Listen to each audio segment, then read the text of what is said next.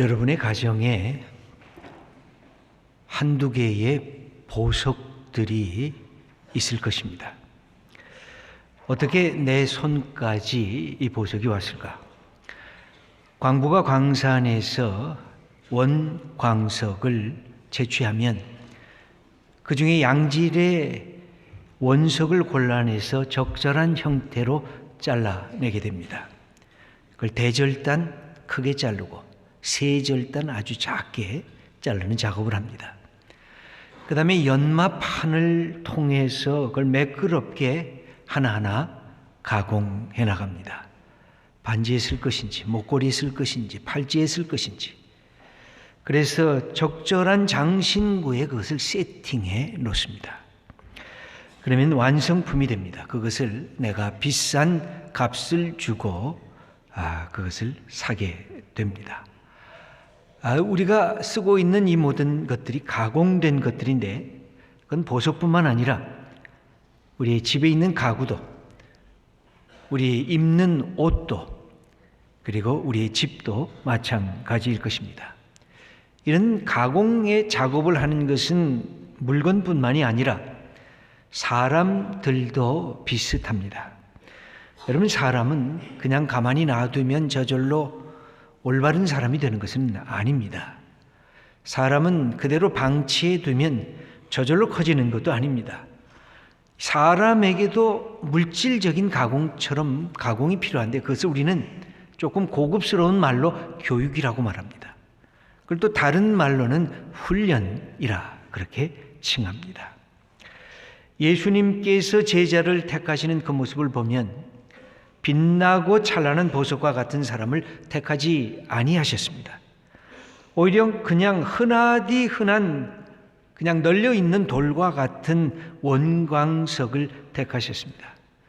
그래서 그때 당시에 나는 이만하면 지식이 있다, 나는 이만하면 하나님께서 보아줄 그런 종교성을 갖고 있다, 이런 사람들에게 예수님은 관심이 없었습니다. 오히려 그 반대로 자기의 삶의 부족함을 느끼고 탄식하는 사람들을 예수님이 그들에게 접근하셨습니다. 이들을 갈고 닦으면 빛날 수 있는 그런 원석을 예수님께서는 택하셨습니다. 여러분, 사람이 정말 쓸만한 성숙한 사람으로 나아가는 데는 그 과정이 필요하고 훈련이 필요하고 교육 전체의 양육이 필요한 것이 사실입니다. 그래서 우리 속에서 꿈틀거리고 있는 못된 습관들, 못된 가치관들, 때로는 그것이 게으름이고 때로는 급하고 때로는 정욕적인 그런 습관들, 이런 것들을 끊임없이 극복해 나가야 되는 것입니다. 또 삐뚤어진 성품들, 이기적인 것, 탐욕적인 것, 자주 화를 내는 것, 무슨 어려움이 생기기만 하면 남의 탓을 하면서 책임을 전부 남에게 돌리는 것, 이런 것들이 변화되어야 하는 것입니다. 그런데 정말 우리에게는 그런 질문이 있습니다. 정말 변화가 될까? 인간이 바뀌어질까? 여러분, 나 자신을 보면 어떻습니까? 바뀌어지셨습니까? 아니면 바뀌지 않습니까? 아니면 바뀌고 있는 과정입니까? 여러분, 사람들마다 이 평가가 다 다릅니다. 인간을 더 악하게 보는 사람들은 바뀌어질 가능성이 없다 생각하고, 인간이 좀 선함을 보여주는 그런 경우는 선해서 바뀌어질 수 있다고 이야기를 합니다. 기독교는 인간의 악함과 인간의 선함을 동시에 붙잡습니다. 그래서 인간의 자기 자신만을 보면 변하지 않을 것 같다. 그러나 인간을 만드신 하나님 앞에 나오면 인간이 변해질 수 있다라고 하는 사실을 성경을 통해서, 아니 예수님은 우리들에게 가르쳐주고 계십니다. 그러면 정말 변화되고 정말 인간이 바뀔 가능성이 있는다고 하면 두 가지의 요소가 필요합니다. 두 가지는 뭘까요? 첫째는 변화되려고 하는 내가 문제 많은 인간임을 자각해야 변화가 시작이 됩니다. 내가 변화할 열망이 있어야 변화가 됩니다. 여러분, 예수님께서 당대의 최고의 지도자, 지식인들, 바리새인들, 서기관들을 만나면서 그들을 꾸짖었던 이유는 뭘까요? 나는 이만하면 됐다고, 나는 이만하면 지식으로 가득 찼다고, 나는 이만하면 종교성이 괜찮다고 생각하는 그들을 향해서 막 뒤집어 놓기 시작했습니다. 그것은 너희들이 아직도 자기 자신을 모르는 거다. 오히려 화 있을 진저 얘기했습니다. 외식하는 자유 하면서 꾸중했습니다. 왜? 변화될 생각을 안 했기 때문에, 이만하면 됐다고 생각하기 때문에 그랬습니다. 두 번째 요소가 있는데 그것은 좋은 멘토, 존경할 만한 스승을 만나는 일인 것입니다. 이것은 때로는 이 멘토란 때로는 책이 될 수도 있습니다. 때로는 우리가 사회적인, 지리적인 경험이 될 수도 있습니다. 그리고 사람일 수도 있습니다. 이렇게 만나게 되면 우리는 배우는 즐거움이 우리의 가슴에 가득하게 됩니다. 아, 내가 배울 수 있구나. 내가 더 잘할 수 있구나. 여러분, 이런 멘토와 선생님들이 도대체 누굴까요? 우리의 가정에서부터 시작이 되는데 바로 내 어머니, 내 아버지입니다. 내 형이고 내 언니들입니다. 학교에서는 선생님들입니다. 교회에서는 우리 교사요 목사들입니다. 여러분, 그럼에도 불구하고 여기에 모든 것을 다 걸 수가 없습니다. 왜 그렇습니까? 인간이기 때문에 약점이 있습니다. 완벽하지 못합니다. 다 문제를 지니고 있습니다. 내가 완벽하기 때문에 다른 사람을 가르치는 것은 결코 아닐 것입니다. 우리에게 있어서 오직 완벽한 분, 오직 우리가 따라가야 할 유일한 분은 예수 그리스도. 우린 성경을 읽으면서 예수님이 최고의 멘토다. 예수님이 최고의 스승이다. 예수님이 지혜의 선생님이다. 예수님은 당신이 하신 말씀과 행동이 일치되는 분이다. 예수님은 이기적인 분이 아니라 예수님은 당신의 죄 때문에 고난을 받은 것이 아니라 오히려 우리 같은 사람을 살리시기 위해서 당신이 십자가의 길을 가고 우리를 사랑하신 분이다 라고 하는 이 말씀을 우리가 읽고 알면서 예수님을 최고의 멘토요 스승으로 우리가 삼고 있는 것입니다. 우리가 오늘 읽은 본문에 보면 베드로라는 인물이 등장하고 있습니다. 베드로가 그리했습니다. 그냥 땅바닥에 던져진 돌멩이 같은 보통 사람이었습니다. 그런데 예수님에 의해서 쓰실 만한 그릇으로 바뀌어지게 됩니다. 그러나 순식간에 바뀌어진 것 아닙니다. 그냥 가만히 예수님에게 곁에만 있으니까 저절로 바뀌어진 것도 아닙니다. 베드로라는 인물이 가장 많이 나오는데 성경에 그의 모습은 반복적인 실패의 과정이 있었던 것을 성경은 기록해 주고 있습니다. 아주 서서히 바뀌어졌습니다. 자기가 가졌던 생각, 가치관, 인생의 목표 이런 것들이 변화된 것인데 그것은 바로 예수님을 바라보는 그 마음 때문에 예수님과 함께 있으면서 변화된 것입니다. 저는 성경을 읽으면서 베드로라고 하는 인물이 참 멋져 보였습니다. 베드로는 다혈질적인 사람이고 저는 제가 저 자신의 성격을 보니까 우울질적인 모습이 더 많이 보여졌습니다. 그러면서 베드로가 갖고 있었던 특성이 내가 없는 것이 참으로 많구나 하는 생각을 가지면서 때로는 베드로의 성격이 제가 중고등 대학교 다닐 때는 부러웠던 적이 있었습니다. 베드로는 보면 자기 자신의 생각을 잘 표현할 줄 아는 사람이었습니다. 생각하면 그대로 말로 표현했습니다. 말이 나오면 그대로 행동했습니다. 어떻게 베드로는 저렇게 반응이 빠를까? 생각이 떠올라도 입으로 가기까지 말로 표현하기까지 참으로 쉽지가 않은 것인데 여러분 어떠십니까? 자기 생각을 금방 말로 표현하십니까?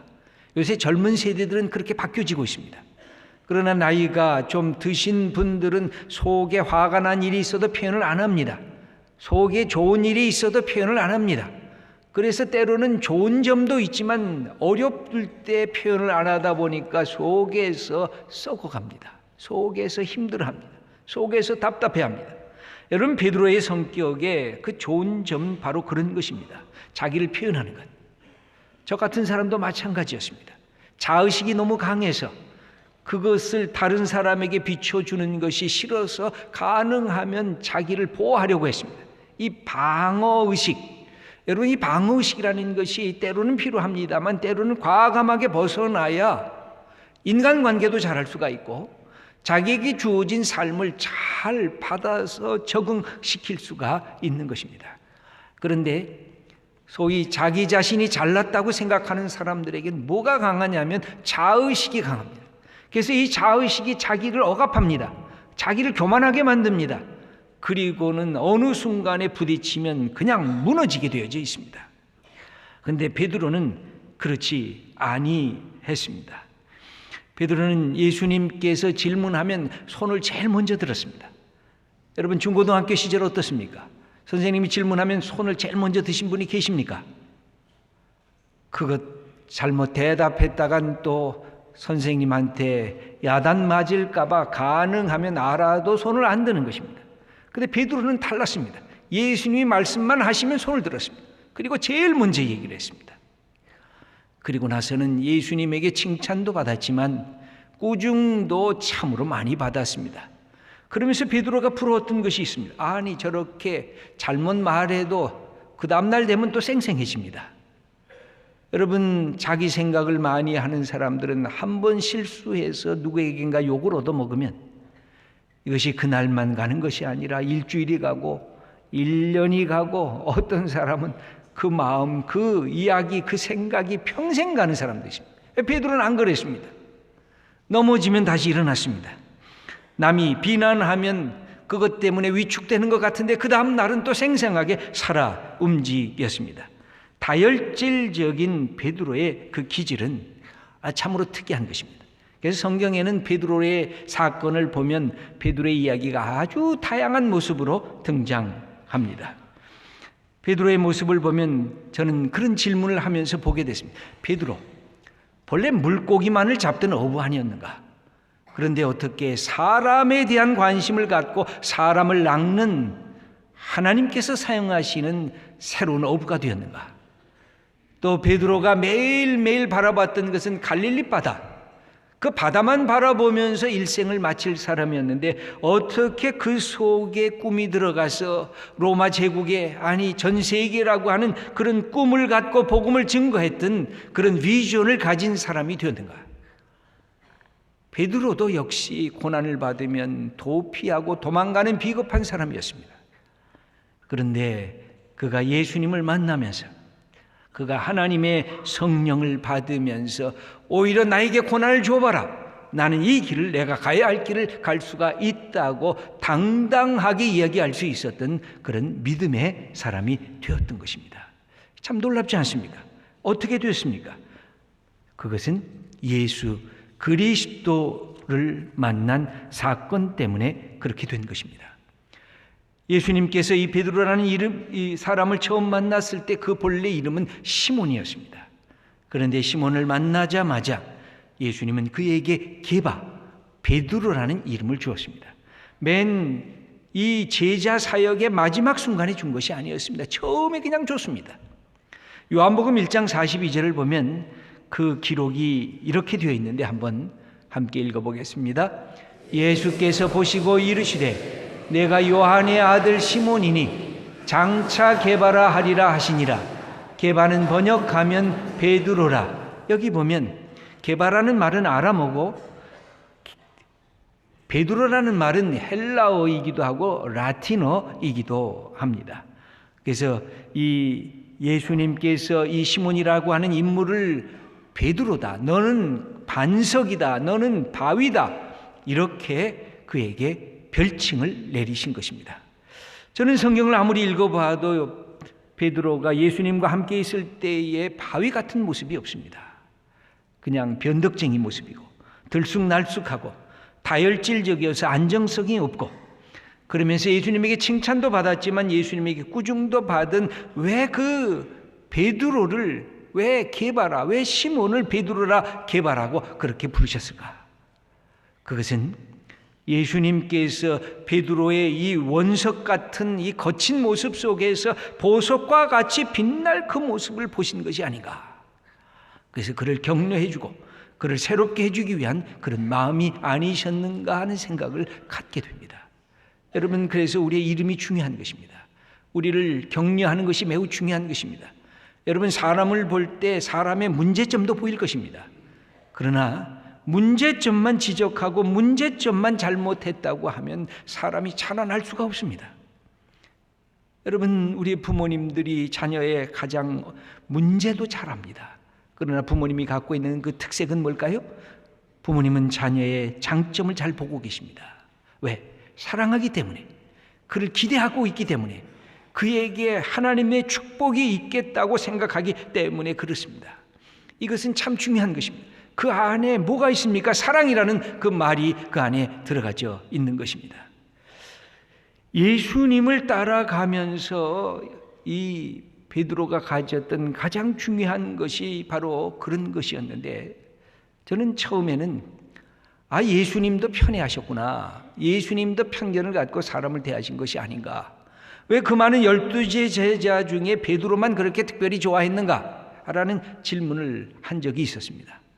그러나 성경을 다시 읽어보니까 예수님이 편견을 가졌다기보다는 베드로가 예수님을 너무너무 좋아한 것입니다. 성경을 읽어보면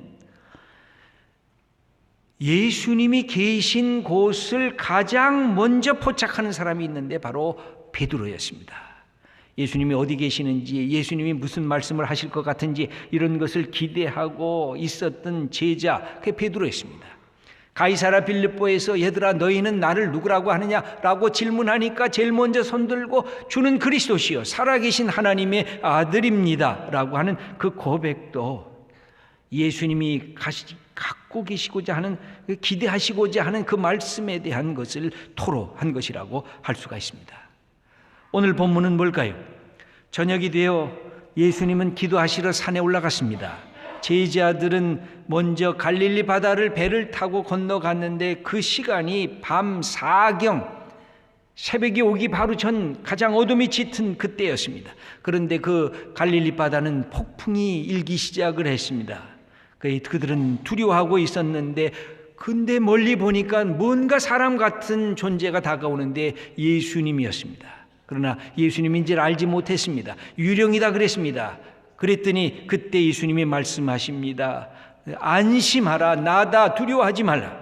그런데 이 성경을 보면 유령이 등장했다고 혼비백산했던 그 모습 속에서 가장 먼저 예수님을 알아본 사람 누굴까요? 바로 베드로였습니다. 여러분, 사랑하는 사람이 항상 먼저 알아보게 되어 있습니다. 내 어린 아들, 딸이 유치원이나 초등학교 다닐 때에 수백 명의 아이들이 놀고 있는데, 그 놀고 있는 아이들 중에 내 아이를 저것이 내 아들이다, 저것이 내 딸이다 라고 말할 수 있는 사람은 제일 먼저 어머니가 제일 먼저 깨닫습니다. 옆에 있는 사람한테 내 아들 좀 찾아달라고 아무리 얘기해도 못 찾습니다. 그런데 사랑을 가진 어머니는 내 아들, 내 딸이 어디 있는지 금방 찾아내고 있습니다. 그것은 사랑은 모든 것을 꿰뚫는 힘이 있기 때문에 그렇습니다. 그것은 뭘까요? 사랑의 해석학입니다. 여러분, 우리 인생에 제일 중요한 것이 사랑의 해석학입니다. 사랑을 가져야 움직이기 시작하는 것입니다. 사랑을 가져야 깨닫기 시작하는 것입니다. 용준이 쓴 나의 문화유산 답사기 1권에서 그는 조선 정조 때 문장가였던 유한준의 글을 인용하면서 해석하게 이런 것을 하나 집어넣고 있는 것을 우리가 알고 있습니다. 사랑하면 알게 되고 알게 되면 보이나니 그때 보이는 것은 예전 것과 같지 아니하더라. 여러분, 사랑하면 보이기 시작하는 것입니다. 사랑하면 알게 되기 시작하는 것입니다. 여러분, 사랑은 인식을 빨리 할 뿐만 아니라 행동까지 빨리 하게 됩니다. 우리의 자녀들이 야 이놈아 이렇게 게으르냐 야단을 치지만 자기가 좋아하는 어떤 것을 딱 붙잡기 시작하면 자녀들이 갑자기 부지런해집니다. 갑자기 새벽부터 일어납니다. 여러분, 본래 우리가 게으른 게 아니에요. 사랑이 없어서 게으른 거예요. 여러분, 신앙에 게으름이 있다고 하면 사랑이 내가 식어졌기 때문에 신앙이 게을러지는 거예요. 예수님을 사랑하니까 베드로가 앞장서기 시작한 겁니다. 예수님을 사랑하니까 예수님에게 기대하기 시작한 것입니다. 예수님을 사랑하니까 내가 어떻게 해야지 좋은지 그가 깨닫게 된 것입니다. 인생에 수많은 인생을 보는 해석학이 있지만 우리가 성경을 통해서 하나님으로부터 배운 해석학은 사랑의 해석학입니다. 하나님을 사랑하는 사랑의 해석학, 예수님을 사랑하는 사랑의 해석학, 예수님이 사랑한 인간을 사랑할 줄 아는 사랑의 해석학이 우리 그리스도인들이 갖고 있는 최고의 해석학인 것입니다. 이것을 베드로가 갖고 있었습니다. 그래서 예수님이 저분이 예수님이구나, 그 깜깜한 밤중에 오는 그분이 예수님인 것을 그가 알아챘습니다. 그리고 그 다음에 한 것이 있었습니다. 예수님만 바라보고 인식하는데 그치지 아니하고 가장 빠른 반응을 보이기 시작했습니다. 그것은 바로 하나님의 말씀에 대한 그런 기다림이었습니다. 여기에 우리가 성경을 보면 그 말씀이 기록이 되어 있는데, 베드로가 갖고 있는 여러 가지 특성 중에 베드로가 처음 예수님을 만났을 때 밤이 새도록 물고기를 잡은 것이 없어서 고통을 받고 있을 때 예수님이 깊은 곳에 가서 그물을 내리라 그렇게 말씀을 합니다. 그때 토를 달지 아니했습니다. 그때 질문하지 아니했습니다. 어떻게 했습니까? 나는 어부고 당신은 목수 아닙니까? 나는 물 속에서는, 물에 있어서는 나는 프로고 당신은 아마추어입니다. 그렇게 이야기하지 않고 그는 예수님의 말씀에 귀를 기울였습니다. 누가복음 5장 5절 말씀을 우리 한번 함께 읽어보겠습니다. 우리들이 밤이 새도록 수고하였을 때 잡은 것이 없지만은 말씀에 의지하여 내가 그물을 내리리이다. 여기 보면 말씀에 의지하여 그물을 내리고 그러면서 예수님의 제자로 정식 나가게 된 것입니다. 오늘 본문도 마찬가지입니다. 예수님이 안심하라, 나다, 두려워하지 말라 그렇게 말씀하니까 베드로가 똑같이 예수님을 사랑하는 마음으로 예수님의 말씀을 요청합니다. 여러분, 이 예수님을 사랑하는 것은 말씀과 관련이 되어 있습니다. 내가 예수님 사랑합니다. 예수님 내게 말씀하시옵소서. 내가 어떻게 주님의 약속을 받으리까? 이것이 우리 그리스도인들의 삶의 내용입니다. 여기 28절 말씀을 우리 함께 읽겠습니다. 베드로가 대답하여 이르되 주여, 만일 주님이시거든 나를 명하사 물 위로 오라 하소서 하니, 오라 하시니 베드로가 배에서 내려 물 위로 걸어서 예수께로 가되. 여기 보면 주님이 당신이십니까? 그럼 내게 말씀하소서. 여기도 말씀을 요청합니다. 내게 걸어서 오라고 말씀하소서. 그랬더니 예수님이 와라 하는 말씀을 듣고 그가 물 위로 발을 내디게 되는 것입니다. 여러분, 인간의 생각, 인간의 판단, 인간이 갖고 있는 것에 한계가 있을 때가 있습니다. 그때 우리가 하나님을 다시 요청하는 것입니다. 다시 예수님의 말씀을 내가 요청하는 것입니다. 예수님은 아주 단순하게 요청합니다. 와라. 예수님이 첫 제자들을 부르실 때도 와라, 그리고 보라, come and see 그랬습니다. 와서 보라고, 나와 더불어 함께 나누자고. 여러분, 베드로를 보면 베드로의 생애를 여러 가지로 볼 수 있지만 그냥 한 가지로만 요약한다면 이것입니다. 예수님만 바라봤습니다. 그리고 예수님을 참 사랑했습니다. 그리고 예수님의 말씀에 순종하기를 원했습니다. 그 핵심은 사랑입니다. 예수님 사랑하니까 예수님 바라보게 되고, 예수님 사랑하니까 예수님의 말씀대로 그대로 순종하기를 원했습니다. 베드로가 마지막 예수님을 부인하는 장면에까지 갈 때도 예수님을 사랑했기 때문에, 예수님 사랑하는 그것 때문에 그는 다른 제자들이 예수님의 붙잡힘을 받게 됐을 때 다 도망갔어요. 근데 마지막까지 예수님 곁에 있으려고 애썼던 사람이 베드로였어요. 그것 때문에 실패했어요. 그 베드로의 실패는 그래서 실패가 아닙니다. 가룟 유다는 사랑이 부족했어요. 그 자기의 죄 때문에 스스로 무너졌어요. 베드로는 예수님 사랑했기 때문에 요한복음 21장에 보면 네가 나를 사랑하느냐라는 그 사랑에 대한 회복을 다시 얻으면서 주님 앞에 모든 것을 드리게 되었던 것을 성경은 기록해 주고 있습니다. 여러분, 우리의 삶에 여러 가지 경우가 있을 것입니다. 때로 실패할 때도 있을 것입니다. 그러나 중요한 것이 있습니다. 그냥 한 가지만 생각하면 됩니다. 신앙이란 단순해져야 되는 겁니다. 내가 주님 사랑합니다. 내가 주님 바라보겠습니다. 내가 주님의 말씀을 기다리겠습니다. 순종하겠습니다. 그럼 다 되는 겁니다. 그리고 무엇이든지 하세요. 가정주부십니까? 공부하는 학생입니까? 직장인입니까? 내가 기업하는 사람입니까? 내 전문 분야의 전공을 갖고 있는 그런 이 전문가들입니까? 어떤 역할을 해도 다 괜찮습니다. 내가 하나님 사랑하고 예수님 바라보고 예수님 말씀 내가 붙잡기를 원하면 무슨 일이든지 그냥 하세요. 기쁨으로 하세요. 즐거움으로 하세요. 그러다가 넘어질 수도 있을 것입니다. 근데 그 넘어짐은 다시 일어설 수가 있어요. 여러분, 모든 질병이 다 무서운 건 아니에요. 회복할 수 있다고 하면 질병이 뭐가 무섭겠어요? 회복이 안 되니까 그 질병이 무서운 거죠. 여러분, 우리 주님께서 우리를 사랑하셔서 우리를 회복시켜 주시는 것입니다. 아니, 이 땅에서 우리의 이 호흡이 끝날지라도 영원한 생명, 영원한 하나님의 주시는 약속을 주셨기에 우리 이 땅에 살 동안 내게 주어진 것 사랑하면서, 내게 주어진 것 기뻐하면서 주님 바라보고 나가면 우리의 생은 하나님이 기뻐하시는 삶이 되는 것입니다. 여러분, 너무 두려워하지 마세요. 그리고 내가 예수님 정말 사랑하는가, 그거 확인하세요. 그거 확인하시면 오늘도 담대히 우리의 삶을 살아가는 복된 주님의 자녀들 다 되시기를 축원합니다.